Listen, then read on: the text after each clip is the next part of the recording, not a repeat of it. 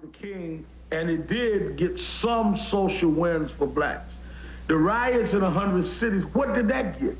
So the alternative to nonviolence is not violence.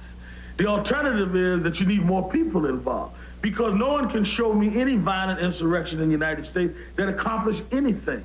King's wave took a slow, long, hard, grueling pace, but it worked. The Reverend Al Sharpton. Whatever the racial issue, wherever it was, Sharpton was there, and the cameras were there with him. He was a born performer. There were allegations of corruption, mafia connections, spying on other black leaders for the FBI, but he always survived.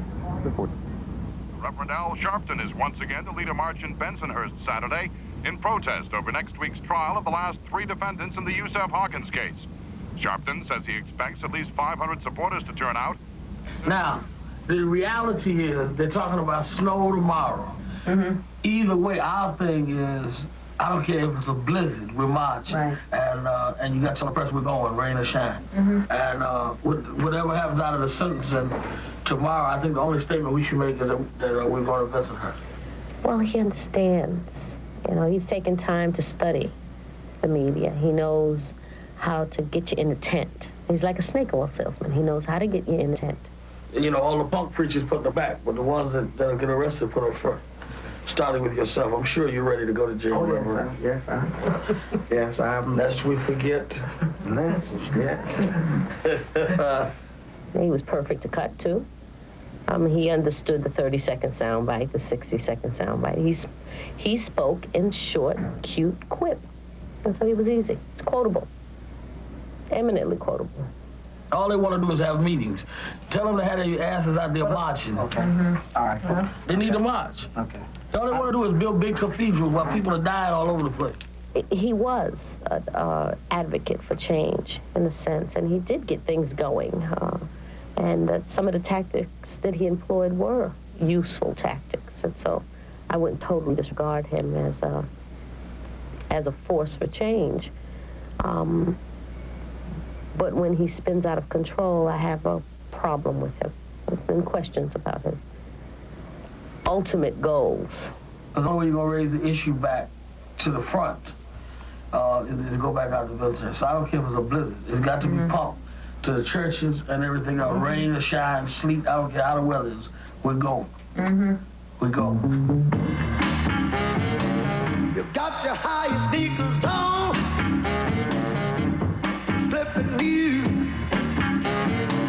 You got your high sneakers on, and you're slipping new. You're more than all right. You know you're out of sight.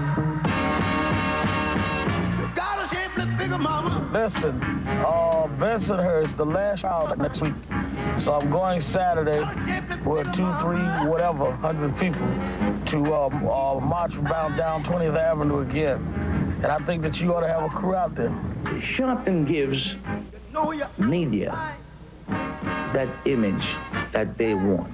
This is the weekend before Martin Luther King's birthday. What's a better civil rights Martin Luther King story than this? And I didn't even go to journalism school. I have to teach you guys how to do your job and get up and preach too. I got to work both sides of the camera in this. What is wrong with you guys? That's why y'all call me a media manipulator, because you don't know your work. He should be knighted, like Laurence Olivier, or any of these fellas. Saw Ralph Richardson, because he's in that class. Well, now, our PR people will be definitely getting in touch with your assignment people, but I wanted to make a personal appeal to you because I know how much you like me to personally call you and bang you upside the head. You know just where They accuse me of manipulating media, and then once the media covers something, they say I came in and took advantage of the media. The fact is the media wouldn't have been there if we hadn't come in. There would have been one-day stories. There have been many incidents that happened that did not become nationally or internationally known. The difference was no one did go in and march and protest and dramatize and make it known. Michael Griffith and Yusef Hawkins have been the only people that died.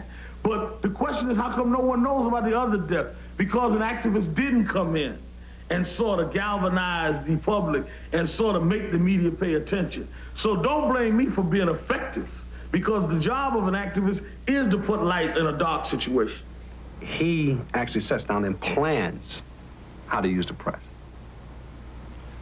He would think of situations, and we would listen for situations, and sort of like an ambulance chaser, go out with money and pay his way into situations and actually manipulate the press into coming in with a juicy story. For 2 years, Perry McKinnon was an insider, but he broke with Sharpton over the sensational case of Tawana Brawley. I'm not a liar and I'm not crazy. In 1987, this 16-year-old girl claimed she'd been raped by 6 whites, one a policeman. But there were inconsistencies, and 7 months later, an official investigation concluded the story was a hoax. Sharpton was Tawana Brawley's chief spokesman. Sharpton expressed his doubts in conversations with me, based upon facts that we read out together. Facts that was gleaned from the family. Could not have happened. Mr. McKinnon, let me make my point. Mr. McKinnon, among other things, has split from you and said out loud in an interview televised today on CBS that this is a pack of lies, that you yourself know that you have not got the goods on anybody, and that there are big holes in your allegation that Tawana Brawley has been sexually assaulted. So you're saying he did disbelieve it in private, but not in public? Oh, of course not. Public. Never in public. If Tawana Brawley was a white girl, you would make us prove how the crime happened. But because she's black, she's got to prove herself to be right. You know it, Phil, and I know it.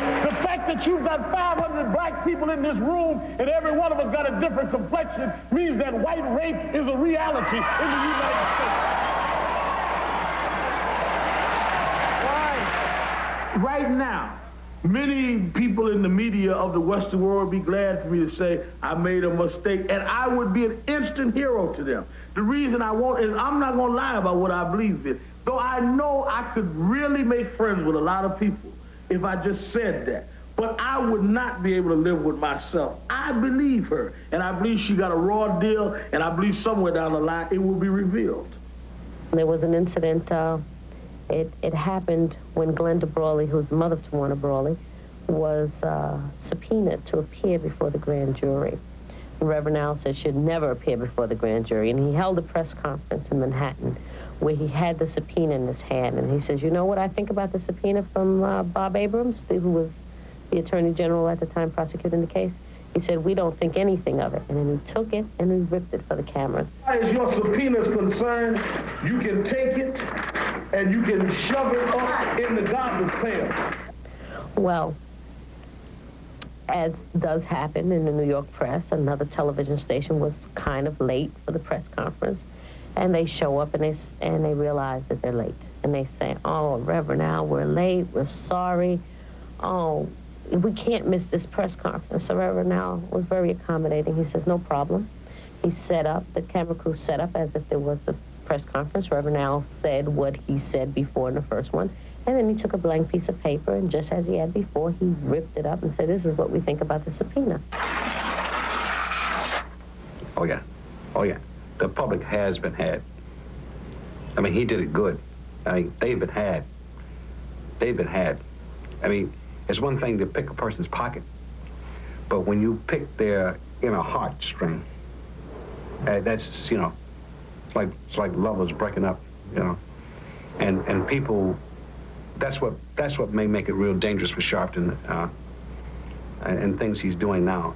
We will turn the heat back up for these last trials. So Saturday morning, we're going to meet here at 11 o'clock. I want every man, woman, child, dog, and cat to join us here. We're going back to Bensonhurst this Saturday. With no headlines, we're going back to Bensonhurst. With no network television, we're going back to Bensonhurst. Because the pain is still there. The sleepless nights for Diane is still there. The walking the floor is still there for Moses. Yusuf Hawkins was every black woman and every black man's child in this city.